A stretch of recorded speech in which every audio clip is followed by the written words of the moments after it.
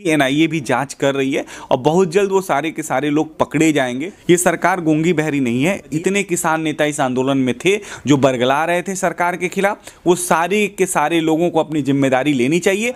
पूरा देश आपका वैरी हो गया। कभी किसान भाइयों या जो किसान के नेता हैं इसको शायद स्वीकार करें या ना करें, लेकिन ये जरूर समझें कि आज पूरा देश उनसे घृणा कर रहा है। इस दिल्ली को दहलाने की कोशिश करी, खिलवाड़ किया है, उनके साथ कठोर कदम उठाए जाएंगे और सख्त से सख्त कार्रवाई होगी। ऐसा ये देश चाहता है। दिल्ली पुलिस ने बेहतर काम किया है और इसलिए दिल्ली पुलिस की सराहना करनी चाहिए कि हम सब लोगों को ये समझना चाहिए कि दिल्ली पुलिस जगी हुई है तभी हम सुरक्षित हैं। हमारा अधिकार वहीं तक है जहां दूसरे का अधिकार का हनन ना हो। जो देश का संविधान है वही गीता और कुरान है। हम किसी जाति के हों, किसी धर्म के हों, किसी बंधन में बंधे हो, सदन के अंदर कोई संविधान बनाएगा, उस संविधान को हम सड़क पे खड़ा होके हम नहीं मानेंगे। इसलिए क्योंकि जो वहां बैठा हुआ व्यक्ति है, प्रधानमंत्री है, वो देश के लिए अच्छा कर रहा है और वो हमारे पार्टी का नहीं है। और जो किसान देश के लोगों को भोजन कराता है, चावल दाल रोटी सब्जी की व्यवस्था करता है, वो इस देश में गरीब है, वो आत्महत्याएं कर रहा है। क्या इससे इस देश को मुक्ति नहीं दिलाने की जरूरत थी? क्या इसके बारे में सोचने की आवश्यकता नहीं है? अगर प्रधानमंत्री ने सोचा है तो क्या प्रधानमंत्री ने पाप किया है? किसानों को बरगलाने का काम कर रहे हैं, सही तथ्यों की उन तक जानकारी न पहुंचे इसकी कोशिश हो रही है। और तो और एक और भ्रम डाल रखा है कि ये सरकार कोई अडानी कोई अंबानी है, वो आपका सारा जमीन ले लेगा, उसके लिए कानून बनाएगा। आप इसी संविधान की वजह से तो आपको ये ताकत मिली है कि आप आंदोलन कर सकते हैं। तो आप क्या सर्वोच्च अदालत के फैसले को नहीं मानेंगे? सर्वोच्च न्यायपालिका के फैसले को नहीं मानेंगे? आप सर्वोच्च न्यायालय का कोई आदेश होगा उसकी अवहेलना करेंगे? मैं अभी भी कहूँगा किसान भाइयों से, किसान साथियों से, जो किसान हैं देश के, वो इस बिल की महत्ता को समझे। यशस्वी प्रधानमंत्री ने आपकी आय दुगुनी करने के लिए ये कानून वो लेके आए हैं। किसान के नाम पे गंदी राजनीति नहीं होनी चाहिए। भारत जो है विश्व गुरु रहा है। अगर हम ये करने में सफल होंगे आने वाले समय में, तो जो दीवा स्वप्न है भारत के प्रधानमंत्री यशस्वी नरेंद्र मोदी जी का,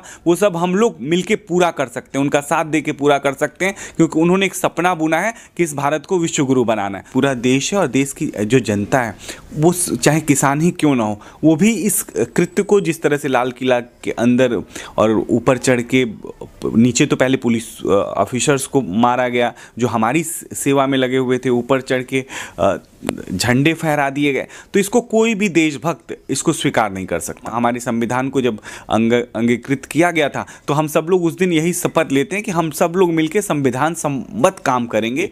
तो ये बहुत दुर्भाग्यपूर्ण है और इसे स्वीकार करना संभव ही नहीं है। नमस्कार, मैं हरीश अवस्थी और आप देख रहे हैं ओ न्यूज़। आज हमारे साथ जुड़े हुए संदीप दुबे जी, जो कि भाजपा के नेता हैं और साथ ही सुप्रीम कोर्ट के अधिवक्ता भी हैं। सर, आपका बहुत बहुत स्वागत है। जी नमस्कार। जी सर, मैं आपसे समझना चाहूँगा कि एक तरफ हमारा देश 72वां गणतंत्र दिवस मना रहा था, दूसरी तरफ राजधानी में उत्पात मचा हुआ था। इस पूरे उत्पात को आप कैसे देखते हैं? देखिए, हम सबके अच्छे और बुरे कर्म से हमारा राष्ट्र प्रभावित होता है और हम सबको मिलके ऐसा कोई काम नहीं करना चाहिए जिससे राष्ट्र की छवि या देश की छवि या हमारे देश के लोगों के मन में ऐसी भावना उत्पन्न हो जिससे लगे कि आप जो काम कर रहे हैं वो ठीक नहीं है। उस दिन गणतंत्र दिवस था और गणतंत्र दिवस के दिन हम सब लोगों के लिए जो देश का संविधान है वही गीता और कुरान है। हम किसी जाति के हों, किसी धर्म के हों, किसी बंधन में बंधे हो, तो पूरा देश, मैं मानता हूं कि जो पूरा देश है और देश की जो जनता है, वो चाहे किसान ही क्यों ना हो, वो भी इस कृत्य को, जिस तरह से लाल किला के अंदर और ऊपर चढ़ के, नीचे तो पहले पुलिस ऑफिसर्स को मारा गया जो हमारी सेवा में लगे हुए थे, ऊपर चढ़ के झंडे फहरा दिए गए, तो इसको कोई भी देशभक्त इसको स्वीकार नहीं कर सकता। तो सर, आखिर ये जिस तरीके से हिंसक प्रदर्शन था, तो इसके जिम्मेदार आप लोग किससे देखते हैं? मुझे लगता है कि देखिए, दिल्ली पुलिस ने बेहतर काम किया है और इसलिए दिल्ली पुलिस की सराहना करनी चाहिए कि हम सब लोगों को ये समझना चाहिए कि दिल्ली पुलिस जगी हुई है तभी हम सुरक्षित हैं। और ऐसे भी देखिए, 26 जो जनवरी का दिन होता है, तो 25 की मध्य रात्रि से और 26 जब तक परेड ख़त्म नहीं हो जाता, तो पूरे दिल्ली में एक तरह से दिल्ली बॉर्डर सील रहते हैं, 144 लगी रहती है। और उसके बाद पुलिस और किसान के बीच जो समझौते पहले हुए थे, उसके बाद किसानों को मार्च करना था, लेकिन हमें लगा कि किसान भाई जो थे या किसान के रूप में कुछ उपद्रवी तत्व थे, उन लोगों ने पहले ही पुलिस से लड़ना शुरू कर दिया, बैरिकेडिंग तोड़ना शुरू कर दिया। तो ये गलत संदेश गया है। अगर किसानों भाइयों के नाम पे अगर इस तरह का काम होगा, इस तरह का उपद्रव होगा, तो स्वयं किसान भी इसको स्वीकार नहीं करेंगे। और उस दिन तो लोकतंत्र का दिन था, हर्ष का दिन था और रूल ऑफ लॉ की बात होनी थी, क्योंकि गणतंत्र दिवस के समय आपको याद होगा हमारे संविधान को जब अंगीकृत किया गया था, तो हम सब लोग उस दिन यही शपथ लेते हैं कि हम सब लोग मिलकर संविधान सम्मत काम करेंगे, यानी कानून सम्मत काम करेंगे। और संविधान ही हम सब लोगों को ये स्वतंत्रता देता है कि हम अपने अधिकारों के लिए लड़ सकें। लेकिन हमारा अधिकार वहीं तक है जहां दूसरे का अधिकार का हनन ना हो। तो इसमें ये समझने की आवश्यकता है कि मैं कहूँगा अभी भी कि हम सब लोग को सोचना है कि ये आंदोलन जब आपका अच्छा था, सरकार आपसे हमेशा वार्ता करती रही, बार बार वार्ता के टेबल पे आपको बुलाती रही, तो आपको ऐसा सोच के कुछ नहीं करना था जिस तरह से इस आंदोलन के साथ लोगों के मन में बैर आए। आज पूरा देश आपका वैरी हो गया। कभी किसान भाइयों या जो किसान के नेता हैं इसको शायद स्वीकार करें या ना करें, लेकिन ये जरूर समझें कि आज पूरा देश उनसे घृणा कर रहा है। जी सर, मैं आपसे समझना चाहूँगा कि जिस तरह से दिल्ली के अंदर तलवारें दिखाई गई, पुलिस वालों पे ऊपर अटैक किया गया, तो वाकई इस देश इस सारे सिनेरियो को देख के लगता है कि ये जो है वो सरकार का विरोध है या देश का विरोध है? देखिए, यशस्वी दिल्ली के प्रदेश अध्यक्ष आदेश गुप्ता जी ने भी प्रेस कॉन्फ्रेंस करके इस विषय पे अपना पक्ष रखा है। और इसमें लगता है कि कुछ राजनीतिक पार्टियों के कार्यकर्ता भी इसमें शामिल हैं और इस तरह के घटना को उन लोगों ने अंजाम दिया है। तो हम सब लोग को सोचना है कि इस तरह की कोई भी बात करने से पहले या काम करने से पहले हम जो काम कर रहे हैं पूरा देश देख रहा है और किसी का मस्तक न झुके, तो ये बहुत दुर्भाग्यपूर्ण है और इसे स्वीकार करना संभव ही नहीं है। अगर मैं आपसे भी पूछूं तो आप भी बिल्कुल इसको स्वीकार नहीं करेंगे। और मैं अभी भी कहूँगा किसान भाइयों से, किसान साथियों से, जो किसान हैं देश के, वो इस बिल की महत्ता को समझे। यशस्वी प्रधानमंत्री ने आपकी आय दुगुनी करने के लिए ये कानून वो लेके आए हैं। हम आप से एक प्रश्न पूछते हैं। देखिए, इस देश में जो शराब की दुकान खोल के बैठे हुए हैं, जो लोग शराब उत्पादन कर रहे हैं, जो लोग मेडिकल शॉप खोल के बैठे हुए हैं, जो लोग ड्रग्स के धंधे में, वो सारे के सारे लोग करोड़पति, खरबपति और अमीर हैं। और जो किसान देश के लोगों को भोजन कराता है, चावल दाल रोटी सब्जी की व्यवस्था करता है, वो इस देश में गरीब है, वो आत्महत्याएं कर रहा है। क्या इससे इस देश को मुक्ति नहीं दिलाने की जरूरत थी? क्या इसके बारे में सोचने की आवश्यकता नहीं है? अगर प्रधानमंत्री ने सोचा है तो क्या प्रधानमंत्री ने पाप किया है? तो विपक्ष को समझना चाहिए कि किसान हित में जो सरकार ने, केंद्र सरकार ने फैसला लिया है, उस फैसले का उनको स्वागत करना चाहिए। स्वागत करने के बजाय वो इसका विरोध कर रहे हैं। और इसलिए विरोध कर रहे हैं कि किसानों को बरगलाने का काम कर रहे हैं, सही तथ्यों की उन तक जानकारी न पहुंचे इसकी कोशिश हो रही है। और तो और एक और भ्रम डाल रखा है कि ये सरकार कोई अडानी, कोई अंबानी है, वो आपका सारा जमीन ले लेगा, उसके लिए कानून बनाएगा। क्या इस देश में ऐसा संभव है? क्या हम सब लोग आज़ाद देश के नागरिक हैं, आज़ाद भारत में रह रहे हैं। इसीलिए मैं फिर कहूँगा कि देश में आज यशस्वी गृह मंत्री अमित शाह जी हैं और हम सबको विश्वास है, देशवासियों को विश्वास है कि अगर जो लोगों ने भी गलत काम किया है, उस दिन इस दिल्ली को दहलाने की कोशिश करी, खिलवाड़ किया है, उनके साथ कठोर कदम उठाए जाएंगे और सख्त से सख्त कार्रवाई होगी। ऐसा ये देश चाहता है। जी सर, मैं आपसे समझना चाहूँगा कि जहाँ एक तरफ पूरी देश के साथ साथ पूरी दुनिया की नज़र भारत के ऊपर थी, उस दिन इस तरीके की जो प्रदर्शन किया गया, उससे देश की जो छवि है उसको बिगाड़ने के पीछे कोई बड़ी साजिश देखते हैं?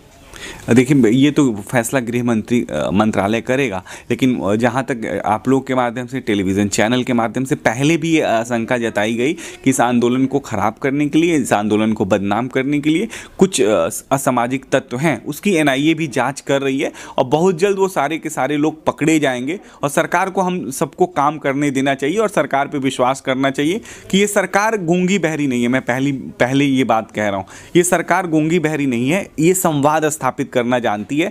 और हम लोगों ने किसानों से भी संवाद स्थापित किया, देश के हर लोगों से ये सरकार संवाद स्थापित कर रही है और संवाद के माध्यम से ही लोकतंत्र मजबूत होगा। और हम सबकी नैतिक जिम्मेदारी है कि हम अपने लोकतंत्र को जितना मजबूत कर सकते हैं, अपने अच्छे अच्छे काम करके लोकतंत्र को मजबूत करें, ताकि आने वाली हमारी पीढ़ियां हमें अपना आदर्श मान सके।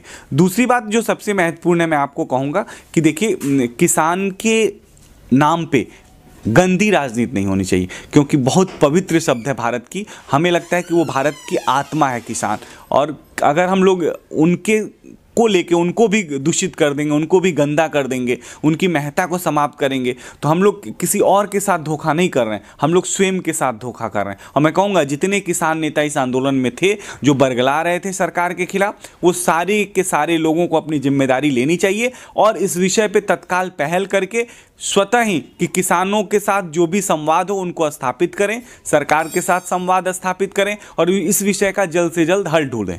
जी सर, मैं अंत में आपसे समझना चाहूँगा कि किसान जो कानून है उसको लेकर लगभग 3 महीने होने वाले हैं, 2 महीने से ज़्यादा का समय हो चुका है। सुप्रीम कोर्ट ने जब भरोसा दिया उसके पहले सरकार लगातार कोशिश कर रही है, आखिर ऐसा क्या है कि वो सारी चीज़ें होने के बावजूद पीछे हटने को तैयार नहीं है? जिद, जब हम मान के बैठें कि आप मेरे दुश्मन हो, मैं आपसे बात कर रहा हूँ तो आप मेरे साथ गलत ही करोगे, तो जो ये राजनीतिक लोग हैं जो किसान के नाम पे राजनीति कर रहे हैं वो जिद करके बैठे हुए हैं, उनके अंदर एक जिद है। देखिए, आपको तो सर्वोच्च न्यायालय है, आप इसी संविधान की वजह से तो आपको ये ताकत मिली है कि आप आंदोलन कर सकते हैं, तो आप क्या सर्वोच्च अदालत के फैसले को नहीं मानेंगे, सर्वोच्च न्यायपालिका के फैसले को नहीं मानेंगे? आप सर्वोच्च न्यायालय का कोई आदेश होगा उसकी अवहेलना करेंगे? क्या सदन के कानून सड़क पे बनेंगे? क्या हम नौजवान जो आने वाली पीढ़ियां हैं, भविष्य, उसको ये भारत दे के जाना चाहते हैं कि इस देश में जो लोकतंत्र है और पूरे विश्व जो जिस लोकतंत्र की गाथा गाता है कि अब जो लोकतंत्र सदन के अंदर कोई संविधान बनाएगा उस संविधान को हम सड़क पे खड़ा होके हम नहीं मानेंगे? इसलिए क्योंकि जो वहाँ बैठा हुआ व्यक्ति है, प्रधानमंत्री है, वो देश के लिए अच्छा कर रहा है और वो हमारे पार्टी का नहीं है या हमारी विचारधारा का नहीं है, तो कैसे मेरे विचारधारा का व्यक्ति अगर नहीं होते हुए भी वो देश के लिए अच्छा कर सकता है? एक तो सबसे बड़ी बात है हम लोग के अंदर जो घृणा है, द्वेष है, वैमनस्य है, जो मन के अंदर हम लोग ने पाल के रखा हुआ है कि मैं ही अच्छा करूं, ये ज़्यादा देश को नुकसान कर रहा है। और हम आज कहेंगे सभी आपके चैनल के माध्यम से सभी भारतीयों को कि अपने अंदर से हमें वैमनस्य को निकालना पड़ेगा, घृणा की भाव को हटानी पड़ेगी और प्रेम से, हम चाहे इस देश में हिंदू हो, मुस्लिम हो, सिख हो, ईसाई हो, किसी जाति धर्म के लोग हों, प्रेम से एक दूसरे का दिल जीतें। अगर हम ऐसा करने में सफल हो जाएंगे, क्योंकि हमारे पूर्वज ऐसा करते रहे हैं,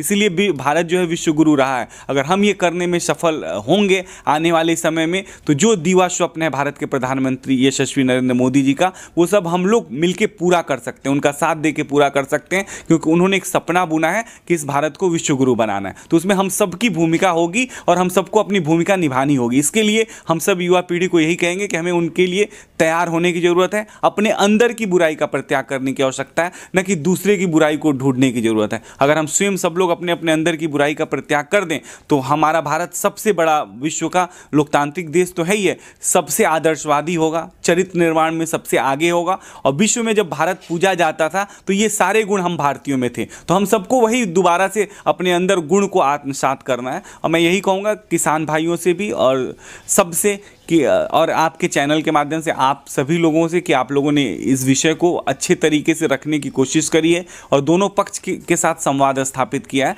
तो आज आवश्यकता ये है कि हम लोग प्रेम के भाव को जगाएं और आपस में एक दूसरे के साथ प्रेम से रहें। नफरत पालने की ज़रूरत नहीं है और नफरत बांटने की ज़रूरत नहीं है। जी, ये थे हमारे साथ संदीप दुबे जी, जिनका कहना है कि पूरी तरह से जो प्रधानमंत्री नरेंद्र मोदी हैं वो एक नए सपने को लेकर चले हैं, सभी युवाओं को उनके साथ जुड़ना चाहिए, आगे उनको समर्थन आगे करना चाहिए और पूरी जो देश की सरकार है, गृह मंत्री है, उन पर भरोसा रखना चाहिए। जिन लोगों ने भी दिल्ली में इस तरीके की कार्रवाई की है उनको कड़ी से कड़ी सज़ा मिलेगी। आप देखते रहिए ओ न्यूज़। धन्यवाद। जय हिंद।